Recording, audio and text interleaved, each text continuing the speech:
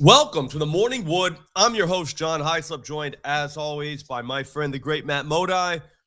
What's up, Matt? How you doing today, buddy? I'm good, man. I hope you're feeling well. It was, it's never good to wake up without the morning wood. So I feel bad for the people yesterday, but obviously you're sick. You can't help it. Sometimes you just can't get the morning wood when you're not feeling well. So no issues. I just hope you're feeling better. Yeah, it was tough yesterday. Still not feeling great today, but just kind of hammering through it. 2 days without morning wood would just be catastrophic. And also, too, I got to be honest with you, I had a great day gambling yesterday on the bets that I originated. So there is that. But we don't care about that. We care about Monday's results. And I'm going to let you go first. You had 2 greens. Tell me what happened. Yeah, it was a good day. The Jalen Duren one, the only red on the board, wasn't even my fault. He had 5 rebounds in the first quarter. He had 7 at halftime. And then the Pistons won that game by 50 points, and he only played 22 minutes. So that's not really my fault. But Jalen Green, complete non-sweat, 25-plus points. I think he scored 30. And then same thing, Jalen Wells. Like, someone got fired over that line. One of the worst lines I've ever seen. So, yeah, good day. Good day. Nice. That Duren, I cashed his under 11.5 rebounds later on in the day. It was on the Odd Shopper EV tool. And some dude messaged me and was like, hey, what the hell? You have over on the morning wood. And I was like, buddy, Matt Modi had over. It's not my fault. Yeah, and 2, I don't even know like what you're talking about because I didn't even know I had the under at the time. And then I was like, dude, that was from an EV tool. You know what I mean? Like, I have a million of those bets. Like, I don't really care about that. Does that make sense? Like, it's just like a bet that's in there. And I ended up cashing. And I was like, I feel bad for Modi. Happy for me and for that guy. I think he took the under. But yeah, I was like, it's the EV world is very tough to explain to people. I tried, but it did not go well. So if you're that guy, sorry, man, I did my best. Here's what's important now. I had Luka over 8.5 assists, even money. That hit. I had Desmond Bane, 8+ assists, plus 124. That did not hit. It was someone else that night. I can't remember who it was, but it was not Desmond Bane dropping the dimes, but it was Luka dropping the dimes. So that was very nice. Thank God. I think he came through with like 14. Yeah. So he left a little bit of meat on that bone, but whatever. What are we going to do? Money's money. I'm not going to cry about a win. I'm sorry. I'm not apologizing for a win. Go first, Matt. Sure. So I'm feeling good. First play on the board, we're going to go with Cade Cunningham, 10+ assists, plus 118 odds at FanDuel. This is one of my favorite plays because he's missed it in 2 straight games. Neither one of those misses is anything that scares me off. 2 games ago, he had 9 assists on 18 potential assists against the Thunder. Very, very good defense, although they're kind of an assist team. But he got ejected in that game. He didn't even play 30 minutes. Still had 9 assists. Still had 18 potential assists. The next game, he had 8 assists on 14 potential assists. That was the same game that Jalen Duren didn't hit his prop because they won by 46. Barely played in that game as well. So he's missed it in 2 straight games. The haters are not going to like that, which is perfect for us. Phenomenal matchup against the Miami Heat. The Miami Heat are absolutely an assist team. 10 of 13 players with the same playmaking style as Cade Cunningham have hit their over against the Miami Heat. Last time these 2 teams played, Cade had 18 assists. Now, he did miss it in 2 of the 3 games. One time he got close. The other time he only had 6 assists, but he had 14 potential assists. He averages 20 potentials in the 3 games against the Heat. And in all 3 games, he had at least 14 potential assists. And this year, in games in which he's hit 14 potential assists, it's like a 60% hit rate on the 10+ number. So getting this for plus 118 odds, I really, really like it. It's only because the last 2 games he went under, which again, not his fault. We're going to go Luka, 10+ points, first quarter, plus 115 at ESPN Bet. This could easily be the greatest bet in the history of bets. What's better is we're the only ones that even know about it. That's crazy. So what that means is don't go telling everybody. Just put the bet in. Then when the game's over, stuff a bunch of cash in your pocket, all right? No need to go bragging to everybody. I don't know if you've been watching the Lakers, but Luka gets this every single night. He's a different guy in the first quarter. If you've ever taken his points under for the entire game, then you know that he is very scary in the first quarter. He scores a bunch of points, then he really doesn't shoot anymore after that. It's weird, but whatever. People do weird stuff all the time. It's fine.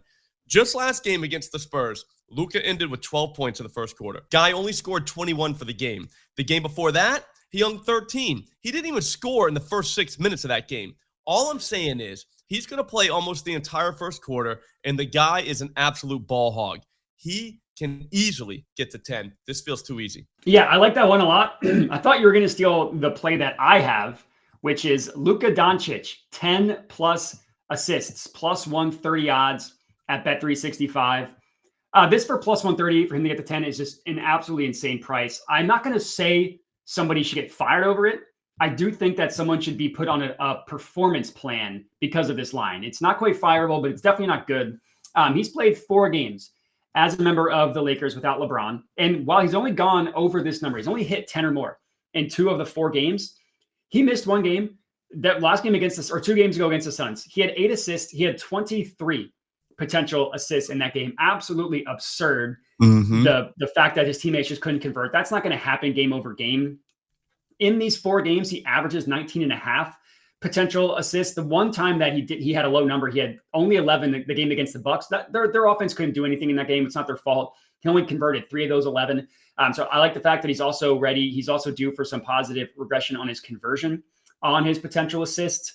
Now he gets a beautiful matchup against the Nuggets team. They've allowed the most assists in the entire NBA, just in general. They've allowed the 5th most assists over the last 10 games.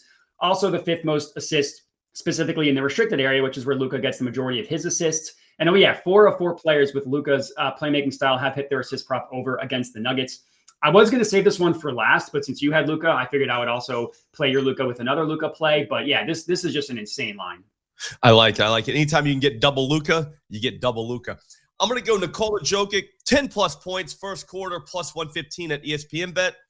This is the bet that will make tonight complete. People are saying that he's not playing, but I think he is. Even if he doesn't, who cares? The bet's just going to void, and we'll go on with our lives being the champions that we've always been. It's fine. Still, I can hear the haters now. Slop, we took Joker to do this last week against the same team, and he let us down.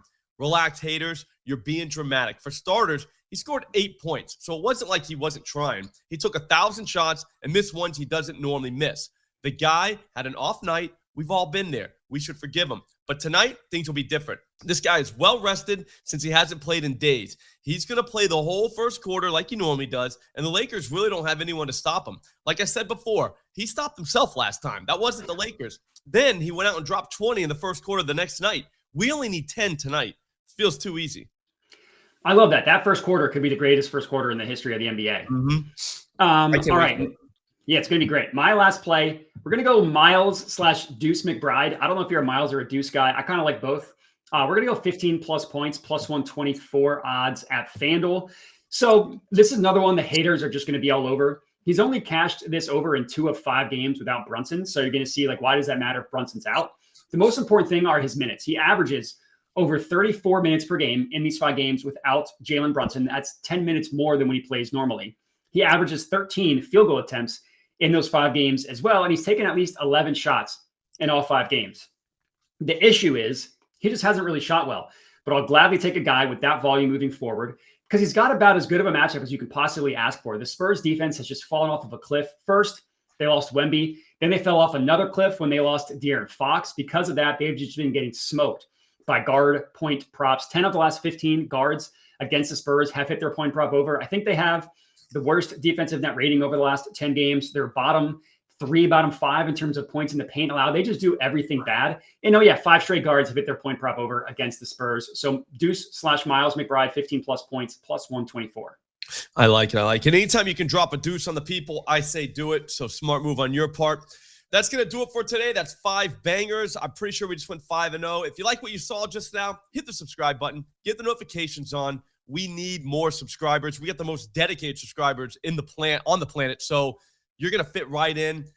If you like Matt Modi, why don't you go over to @JediModi on YouTube here and follow his channel.